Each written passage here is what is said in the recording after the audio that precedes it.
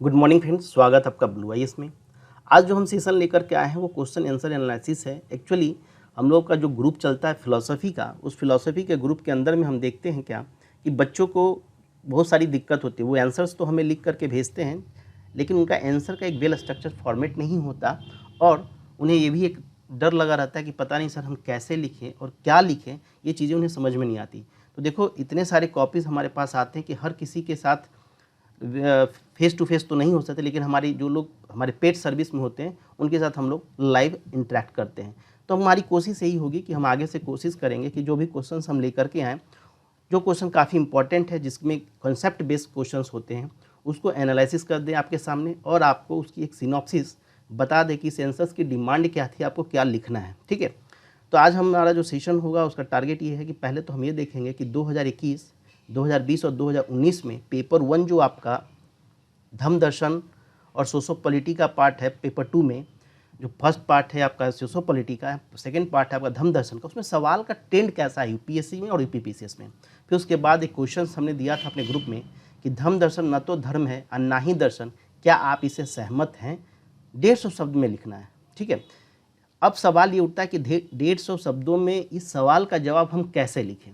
तो अभी मैं उसको यहाँ पे आपके साथ डिस्कस करूँगा, लेकिन उसके पहले थोड़ा सा हम पेपर का एक ट्रेंड देखते हैं कि किस तरह के प्रश्न पूछे जा रहे हैं और किस तरह से शुरू में पूछे जाते थे। वो दोनों चीज़ें मैं अभी आपके सामने रखता हूँ। देखो, 2021 में जो पेपर 2 है, उसे जब हम ईश्वर की बात करते हैं, जब हम धर्म की बात करते हैं, तो देखो यहाँ सवाल कैसे पूछे गए हैं।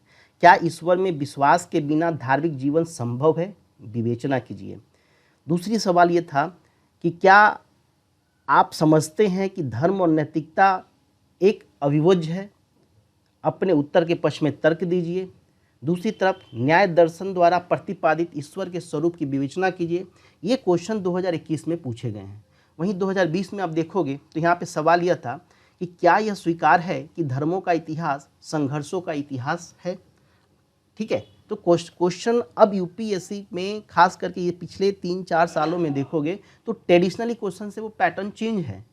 अब दिक्कत ये होती है कि बच्चे कहते हैं कि सर हम तो नोट्स करके कर लेंगे। देखो, नोट्स करके तुम समझने की कोशिश करोगे, लेकिन जिस तरह का क्वेश्चन का एनालिटिकल आंसर्स पूछा जा रहा है वो आप नोट्स पढ़ के नहीं जवाब दे पाएंगे जब तक कि उस चीज़ को आप समझते नहीं हैं। जैसे मैं एक चीज़ आपको दिखाता हूँ, तो यहाँ पर आप देखोगे कि 2021 में सवाल किस तरह से, किस नेचर के पूछे गए हैं। क्योंकि देखिए, पढ़ने के लिए तो आप कितना भी पढ़ लीजिए, ठीक है, आप कोई भी बुक्स को कितना भी पढ़ लो, किसी के नोट्स को पढ़ लो, कहीं पे भी पढ़ो, लेकिन जब तक आप उसको एनालिसिस व्यू से नहीं पढ़ेंगे, उस सवाल का जवाब लिखना बहुत दिक्कत होगी। और यहाँ पे नंबर उठते हैं। यदि थोड़ी सी आपको समझ हो जाए, आप टॉपिक को अच्छे से समझ लेते हो ना, तो आंसर लिखना बहुत बड़ी बात नहीं है।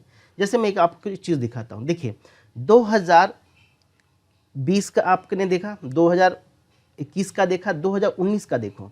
2019 में देखोगे कि यहाँ पे पूछ रहा है सवाल फिर वही कि क्या धर्म के नाम पर हिंसा का समर्थन में कोई दार्शनिक तर्क संभव है?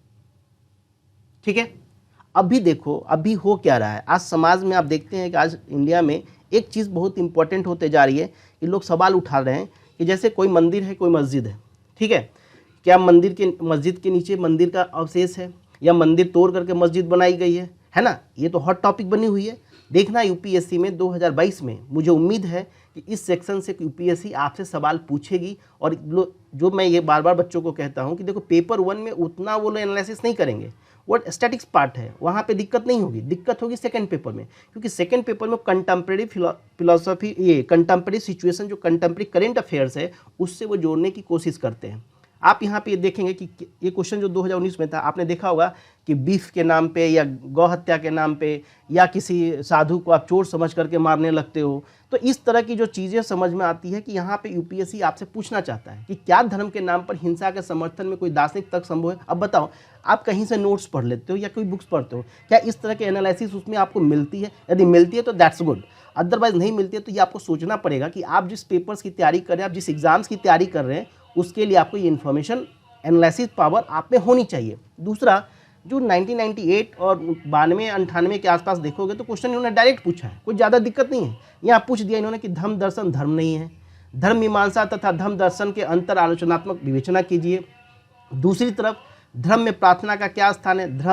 धर्मशास्त्र, धर्म दर्शन, ये सारी क्या डिटेल्स होती है, ये बताना होता है। तो सवाल यहाँ यही होता है। तो क्या पीछे वाले जो सेक्शंस को आपको क्वेश्चंस देख रहे हो, इसमें जो नए पुराने क्वेश्चन से 2001 के आसपास के उस क्वेश्चंस का नेचर कैसा था, 2019, 2020, 2021, 2018, 2017, इस तरह से देखोगे तो आपको एक ट्रेंड पता चलता है कि यूपीएससी में क्वेश्चन किस तरह से पूछे जा रहे हैं और हमें किस तरह से इसकी टेकल करनी है। ठीक है, दूसरी बात मैं यूपीपीसीएस की बात करता हूँ तो आप देख लो यूपीपीसीएस में भी क्वेश्चन डायरेक्ट होते हैं, यहाँ पे ज़्यादा एनालिटिकल पावर आपसे पूछा नहीं जाता, एनालिटिकल एनालिसिस ज़्यादा नहीं होती, लेकिन हाँ यहाँ पे भी आदि आपका कॉन्सेप्ट क्लियर नहीं है तो सवाल का जवाब आपको देना बहुत मुश्किल हो जाएगा। ठीक है, तो एक तरह से आपने आपको बताया कि किस तरह से धम्म दर्शन के पेपर्स को कैसे लेकर के चलते, और आगे भी हम कोशिश करेंगे कि जितनी जल्द हो सके, क्योंकि अभी यूपीपीसीएस का भी मेंस होगा और यूपीएससी का भी मेंस होगा, उसमें आपको जो फिलोसफी ऑप्शनल है उसके कोशिश हम करेंगे कि सारे पेपर, सारे सेक्शंस वाइज हम आपको एक ट्रेंड एनालिसिस बता दें कि कैसे आपको पेपर को टैकल करना है।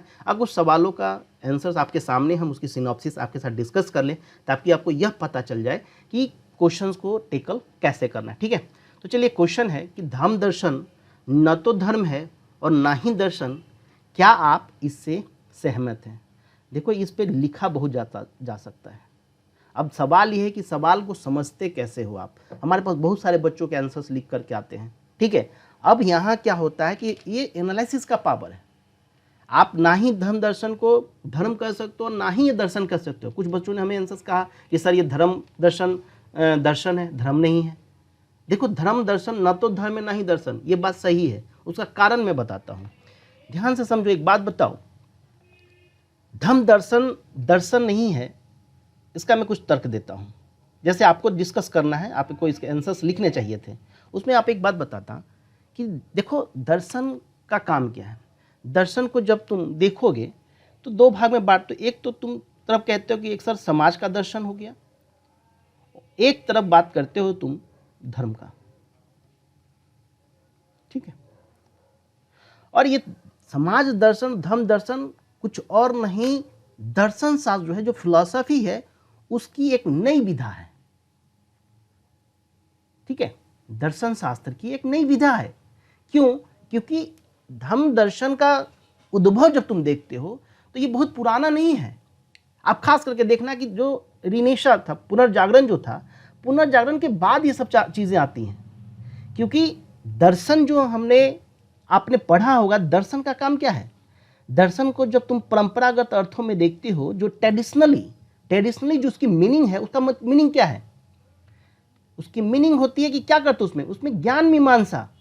आपने पढ़ा होगा पेपर 1 में, है ना, ज्ञान मीमांसा तत्व मीमांसा का अध्ययन करते हो।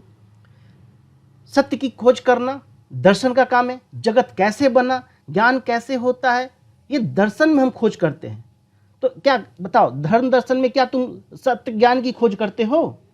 क्या तुम जगत की व्याख्या करते हो कि जगत बना कैसे है, जगत की उत्पत्ति कैसे हुई, जगत का संचालन कौन करता है? नहीं। क्या करते हो यहाँ पे आप इनका मूल्यांकन करते हो। यदि दो विरोधाभासी बातें कही जा रही हैं, मान लो कोई किसी ने तर्क दिया, किसी फिलोसोफर ने तर्क दिया, कोई धर्म दार्शनिकों ने, धर्म शास्त्रियों ने कोई तर्क दिया, ईश्वर है या नहीं है ना, अशुभ की समस्या क्या है, क्या ईश्वर ने जानबूझ करके अशुभ जगत में डाल रखा है? तो भाई तुमने जो ये बात कही उसका मूल्यांकन करते हो धर्म दर्शन में। जब धर्म का मूल्यांकन करते हो कि धर्म कैसा होना चाहिए, तो उसको लेकर के आते हो धर्म दर्शन में। तो इस रूप में देखोगे तो धर्म दर्शन धर्म नहीं है, दर्शन नहीं है। और दूसरी बात, ये धर्म भी नहीं है। क्यों? कि धर्म दर्शन का काम धर्म के बताए गए सिद्धांतों का परीक्षण करना है, जबकि दर्शन का काम क्या है? दर्शन का काम ये नहीं है परीक्षण करना। दर्शन का काम है जीवन और जगत के अंतिम सत्यों को खोज करना। और बताओ, अंतिम सत्यों का खोज तुम धर्म दर्शन में तो करते नहीं हो। यहां तो तुम एनालिसिस कर रहे हो, यहां तुम विश्लेषण कर रहे हो, यहां तर्क पे परीक्षण कर रहे हो। तो इस रूप में क्या कहोगे कि धर्म दर्शन दर्शन तो नहीं है। और धर्म दर्शन दर्शन क्लियर हो गया ना। यदि मान लीजिए इस सवाल जैसे था ना, मान लीजिए सपोज करो यहाँ पे क्वेश्चन देखो, यहाँ पे इन्होंने क्या क्वेश्चन कहा कि धर्म दर्शन से आप क्या समझते हैं, 10वें नंबर पे देखो, है ना। यहाँ पे देखो, दूसरा धर्म दर्शन के स्वरूप की विवेचना करना है। मेरी बात समझ में आपको आ रही है? और एक चौथा नंबर क्वेश्चन जो मैं भी आपके साथ डिस्कस कर रहा हूँ, धर्म दर्शन न तो दर्शन है नहीं धर्म, इस कथन के संदर्भ में धर्म दर्शन का सही अर्थ बताइए। मैंने थोड़ा सा क्वेश्चन को मॉडिफाई कर दिया। क्लियर। तो इस तरह से आप कह सकते हो कि सर धम्म दर्शन दर्शन तो नहीं है, और दूसरी बात धम्म दर्शन धर्म भी नहीं है। क्यों धर्म नहीं है भाई, इसकी भी बात आपको करना पड़ेगा। क्योंकि एक बात मुझे बताइए, धर्म क्या है? यदि आप वेस्टर्न फिलॉसफी के नज़र से देखोगे, वहाँ धर्म का मतलब होता है रिलीगियर, जोड़ने का काम करती है। किसको? मानव और ईश्वर के मध्य संबंध का निर्धारण करती है, जोड़ने का काम कर रही है। आ रही बात समझ में? तो जोड़ेगा, और धम्म दर्शन जोड़ने का काम थोड़े कर। ये तुम्हें पूजा पद्धति थोड़े ना बताती है। धर्म में तो आप किसी पूजा पद्धति की बात कर रहे हो। तो इस रूप में देखोगे कि धम्म दर्शन धर्म भी नहीं है और धम्म दर्शन दर्शन भी नहीं है। तो इस सवाल का जवाब इसी तरह से होना चाहिए था कि धम्म दर्शन दर्शन क्यों नहीं है। इस पर मैंने ज़्यादा फोकस किया। धर्म नहीं है क्योंकि धर्म की विशेषताएं आपको पता होंगी, उसी के अकॉर्डिंग आप देख सकते हो कि धर्म का कार्य क्या है। धर्म कहता है कि नैतिक कार्य। लेकिन एक बात बताओ, हिंदुज़म में नैतिकता, जैनिज़्म में नैतिकता, बुद्धिज़्म में नैतिकता। जैन कहेंगे कि पशु हत्या नहीं होनी चाहिए, लेकिन हिंदुज़म में कहीं कहीं पे बलि प्रथा है, आप बलि देते हैं। तो बताइए नैतिकता का निर्धारण धर्म के अनुसार हो रहा है कि नहीं? इस्लाम में आप देखेंगे तो कहीं और लेवल पे चला जाएगा नैतिकता, वहाँ आप उनके अनुसार नैतिकता, उस धर्म के अनुसार नैतिकता चल रही है। हिंदुज़म में हिंदुज़म के अनुसार नैतिकता चल रही है। तो धम्म दर्शन का काम नैतिकता भी तो बताना नहीं है ना। आपके कार्य कैसे होना चाहिए, आपका आचरण कैसा होना चाहिए, इसका काम है मूल्यांकन करना। अब मूल्यांकन करने का काम यदि दर्शन करता है, धर्म का मूल्यांकन करेगा, तो उसको हम कहते हैं धम्म दर्शन। और यदि वो समाज का मूल्यांकन करेगा, समाज कैसा होना चाहिए, धर्म कैसा होना चाहिए, तो उसमें हम लगा देते हैं दर्शन। समझिए बात। तो इस तरह से इस सवाल के टेड को एनालिसिस करो। और देखो, हमें बहुत सारे बच्चे कहते हैं कि सर आप मुझे रिटन सिनॉप्सिस दे दें।